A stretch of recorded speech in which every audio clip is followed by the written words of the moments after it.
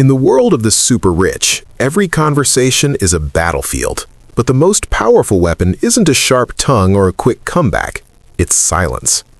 Have you ever noticed that in a room full of noise, the person with the real power is often the one saying the least? There's this persistent idea about the heirs of old money fortunes that they're trained in a secret conversational strategy that has almost nothing to do with what they say. It's a silent technique, one designed to build influence, gather intelligence, and command respect, not by dominating a conversation, but by controlling it from the shadows. This approach reveals a hidden side of elite communication, where listening isn't just polite, it's an active and often aggressive tool for gaining power. And today, we're going to pull back the curtain on it. We'll explore the psychology, the tactics, and the subtle habits that define this quiet form of influence. Section 1. Deconstructing a powerful archetype. Before we get into the techniques, let's get one thing straight. There is no secret leather-bound manual called the Old Money Rules of Conversation passed down through the generations. The idea of a formal old money training is more of a cultural stereotype, an archetype, than a documented curriculum. It's a narrative pieced together from observation, from books, and from the starkly different behaviors we see between those who inherit wealth and those who earn it. So this video isn't about presenting these ideas as absolute sociological fact. Instead, we're deconstructing a powerful and persistent archetype, the quiet, observant, and emotionally controlled heir. This archetype sticks around because it reflects a certain truth about power and human interaction. While there's no single handbook, the patterns of behavior tied to multi-generational wealth point to a consistent philosophy. It's a philosophy where influence is grown, not grabbed, where respect is earned through restraint, not demanded with volume. Similarly, that popular line between old money and new money is a huge generalization. It's a narrative device we use to understand different attitudes toward wealth and status. The stereotype paints new money as eager to prove its worth with flashy spending and loud self-promotion. In contrast, old money is portrayed as secure, understated, and too confident to need anyone else's approval. Of course, real people are way more complex than these labels, but the archetypes are useful for one reason. They highlight two fundamentally different ways of wielding influence. One is about broadcasting power, the other is about absorbing it. So as we explore these secrets, see them through that lens. We're not uncovering some grand conspiracy. We're analyzing a masterclass in social strategy that has been refined, consciously or not, over generations. We're studying the habits that let someone walk into any room and, by saying very little, become the most influential person in it. This isn't about being born into money. It's about adopting a mindset that has proven incredibly effective at preserving it. Let's get into it. Section 2. Secret number 1. Listening as strategic intelligence gathering. The first, most fundamental principle is reframing what listening even is. For most of us, listening is passive. It's the pause we take before it's our turn to talk again. It's waiting, often impatiently, to jump in with our own opinion, our story, our brilliant solution. But in the old money playbook, listening is an active, strategic, and deeply analytical process. It's not about waiting to talk, it's about hunting for information. Think of a conversation not as a tennis match, a back-and-forth rally, but as a reconnaissance mission. The person who talks the most is giving away the most intelligence. They are revealing their position, their weaknesses, their desires, their fears. The person who truly listens is the one gathering all that intel without ever showing their own cards. This creates a massive information advantage. In any negotiation, from the boardroom to a dinner party, the person with the most information holds the most power. This is all about social intelligence. Real social awareness isn't about being the life of the party, it's about accurately reading the emotional and political landscape of a room. And you can't read a map while you're busy drawing it. By staying quiet, the strategic listener spots the nonverbal cues that make up the majority of communication. They notice the tiny hesitation before an answer, the flicker of defensiveness in someone's eyes, the way two people subtly align with a shared glance. They're listening to the entire ecosystem of the conversation, the alliances, the tensions, the unspoken hierarchies. While everyone else is busy performing, they're analyzing. We see this archetype all over pop culture, especially in a show like HBO's Succession. The most powerful characters, like Logan Roy, often use silence and listening as a weapon. They let others talk themselves into corners, revealing their ambitions and their plots, while they remain a complete mystery. Their power comes from what they say, their power comes from the fact they've listened so well that they know exactly what to say when they finally choose to speak. In contrast, the stereotypical new money or simply untrained approach is to lead with talking. This usually comes from insecurity, a need to prove you're smart and competent by showing off what you know. You see it in the person who constantly interrupts, offers unsolicited advice, or dominates a meeting by talking endlessly, believing airtime equals influence. They're so focused on broadcasting their own signal that they miss every signal being sent back. They walk away from a conversation feeling impressive, while the strategic listener walks away feeling informed. So, how do you actually start doing this? First, adopt the 80-20 rule for conversations. Aim to listen 80% of the time and speak only 20%. This will feel weird at first. The urge to jump in, share a related story, or offer a quick fix will be strong. You have to consciously fight it. This isn't about being passive, it's about intense self-control. Second, become a master of the open-ended question. Most people ask closed questions that get a simple yes or no. A strategic listener asks questions that pry open the door to someone's inner world. Instead of, "Did you have a good quarter?" ask, "What were the biggest challenges you faced last quarter?" Instead of, "Do you like the proposal?" ask, "What are your thoughts on how this proposal will impact the team?" Questions starting with what, how, and why are your best friends. They force the other person to think, reflect, and reveal. Third, you have to learn to listen for what's not being said. This is the black belt level of strategic listening. People often communicate their most important feelings through omissions, hesitations, and abrupt topic changes. When you ask a direct question and get a vague, evasive answer, that's a piece of data. When someone talks about every part of a project except the budget, that's a piece of data. A strategic listener pays as much attention to the gaps as they do to the words. They're listening for the shape of the empty space because that's often where the truth is hiding. By practicing this kind of intelligence gathering, you fundamentally change your position in any room. You go from being a player on the board to being the one who sees the entire board.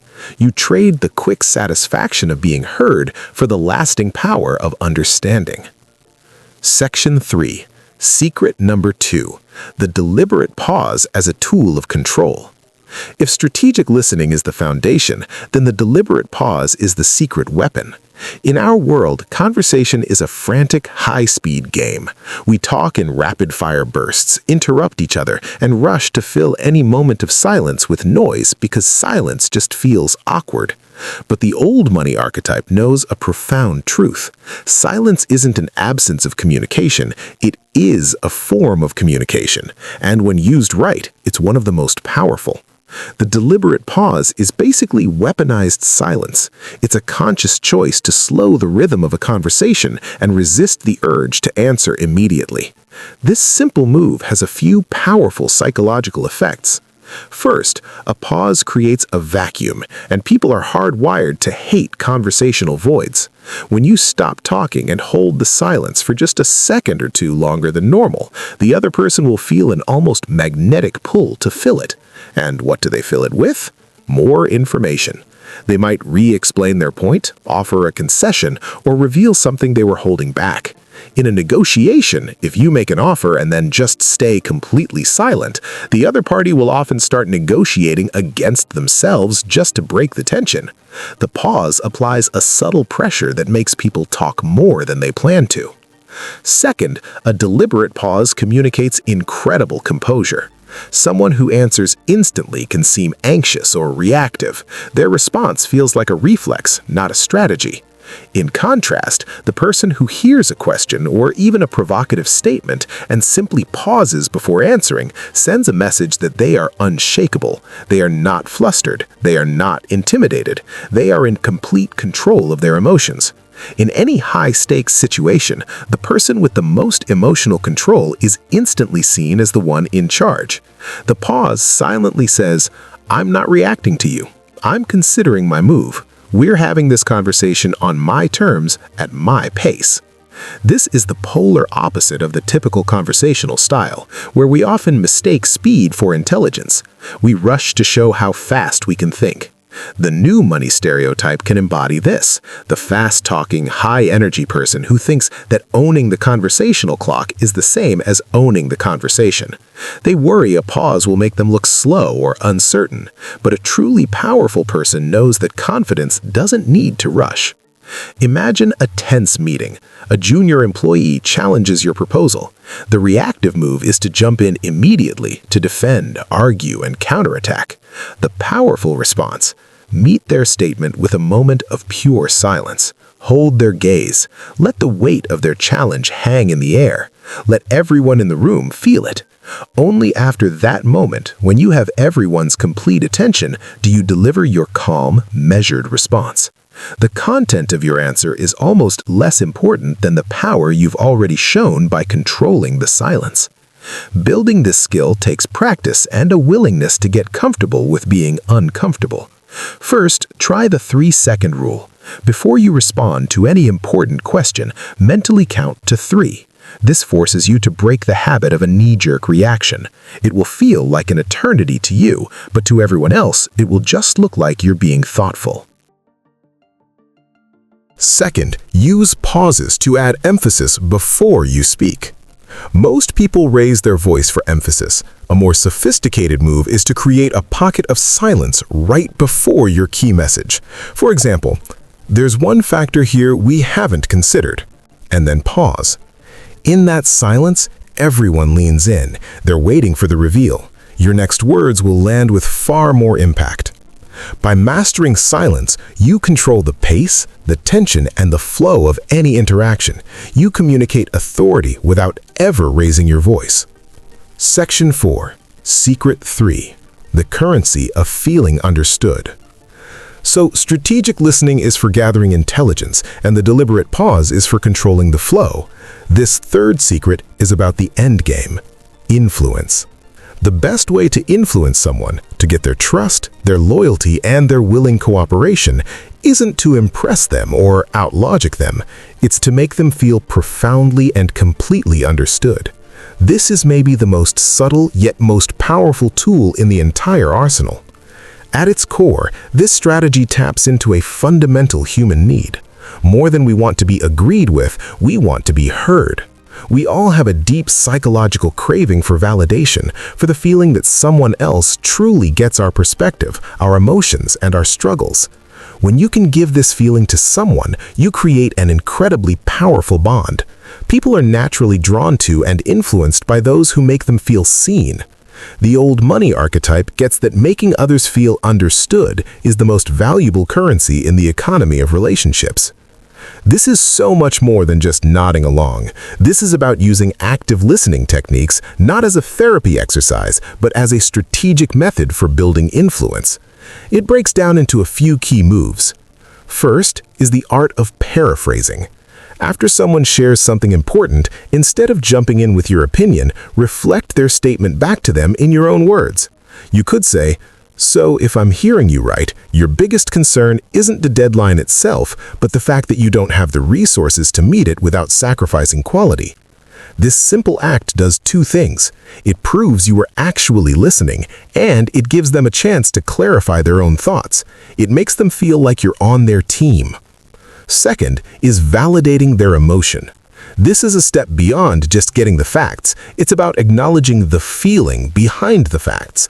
When someone expresses frustration or anxiety, don't ignore the emotion or jump straight to a solution. Acknowledge it. That sounds incredibly frustrating. I can see why you'd be anxious about that. Validating an emotion isn't the same as agreeing with it. You're just signaling that you recognize their emotional state. It's disarming, it lowers their defenses and makes them far more open to your influence later on. Third is deliberately withholding judgment. The moment you judge someone, you lose them. To truly listen, you have to suspend your own biases and enter their world without criticism. Even if you think their idea is terrible or their complaint is unfair, your first job is to listen with genuine curiosity. This is where that old money composure is so critical. It takes real emotional intelligence to listen to a view you strongly disagree with without letting it show on your face or in your tone. The insecure approach is the opposite. It's focused on being right. It listens for flaws in the argument. It's quick to judge, to correct, and to offer a solution before the other person has even finished talking. That approach might win a debate, but it rarely wins an ally. Think about the skills needed to preserve a high-net-worth family's legacy. It's often not about brilliant financial moves, but about managing a complex web of human relationships. The heir who can sit down and make each family member feel truly heard, even during a conflict, is the one who can build consensus and keep the peace. They lead not through authority, but through influence. They are to boss, they're a trusted confidant. To use this in your own life, you have to change your entire goal in a conversation. Your main objective is no longer to win or sound smart. Your main objective is to make the other person walk away feeling a sense of relief, the relief that comes from being truly heard. When you master the art of making others feel understood, you become a person of immense influence. In a world where most people are just waiting for their turn to talk, the person who truly listens is a rare and powerful force. Section 5. Secret number 4. The power of a controlled reaction. The final secret that ties this whole strategy together is mastering the controlled reaction. In a world of constant triggers and provocations, the ultimate display of power isn't a forceful action, but a profound lack of reaction. The person who stays calm in the eye of the storm is the one everyone else looks to for leadership. Emotional regulation isn't just personal discipline, it's a public statement about your status and security. A person who's easily provoked, who gets angry, defensive, or flustered, is signaling that they aren't in control of themselves. And if you can't control yourself, you can't possibly control a complex situation. Think about the difference between reacting and responding. A reaction is instant, emotional, and often unconscious. It's a gut feeling. A response, on the other hand, is deliberate, thoughtful, and strategic. It is a choice. The untrained individual reacts, the powerful individual responds. That tiny gap between the stimulus and the response, that's where all the power is. When faced with a crisis or a personal attack, the typical human reaction is to show emotion. Panic in our voice, frustration on our face. The new money stereotype might show this with a flash of temper or frantic energy, driven by a need to be seen as taking charge. The old money archetype, however, does the opposite. When chaos erupts, their demeanor becomes even calmer. Their expression stays neutral, their voice steady. This is profoundly unsettling and deeply impressive to everyone watching. This calm lack of reaction does a few things at once. It stops panic from spreading. It gives them the mental space to observe the situation clearly without their judgment being clouded by emotion. And it projects an aura of unshakable confidence. The silent message is, this crisis that's making you panic? I've seen worse. We can handle it. This controlled reaction is the ultimate status signal. It communicates that you are so secure in your position that no external event can rattle you. It's a non-verbal way of saying, I am the rock here. The storm will break against me. Developing this level of emotional control is the hardest part of this strategy, as it means rewiring some of your most basic instincts. But you can take practical steps. First, practice mindfulness and self-awareness. You have to become an expert at recognizing your own emotional triggers. What kind of comment makes you defensive? What situation makes you anxious? Once you know them, you can prepare for them. You can learn to observe your own emotional flare-up like a scientist, rather than being consumed by it. Second, use your body to regulate your emotions. When you feel a surge of anger or panic, consciously relax your jaw. Drop your shoulders. Take one slow, deep breath. Your mind and body are a feedback loop. Force your body to relax, and you send a signal to your brain that there's no immediate threat, which helps you calm down. Mastering the controlled reaction is the final piece of the puzzle. It shows your sense of self isn't dependent on outside events or other people's opinions. It's generated from within. When you can stay calm and thoughtful while everyone else is losing their composure, you don't have to tell anyone you're in charge. They already know. So, why do old money kids, or at least the archetype they represent, listen more than they talk? Because they've learned one way or another that real power isn't in the noise you make, but in the silence you command. It's a silent strategy built on 4 pillars. They treat listening as intelligence gathering. They use the deliberate pause to control the room. They build influence by making people feel deeply understood, and they project an unshakable confidence through a calm, controlled reaction to everything. For them, listening isn't about being quiet, it's about being strategic. It's a silent technique for building power, preserving a legacy, and moving through the world with a calm authority that's far more powerful than any loud display of status. These skills aren't exclusive to the rich. They are available to anyone with the discipline to practice them. By mastering the art of strategic silence, you don't just change how you talk, you change how you're seen.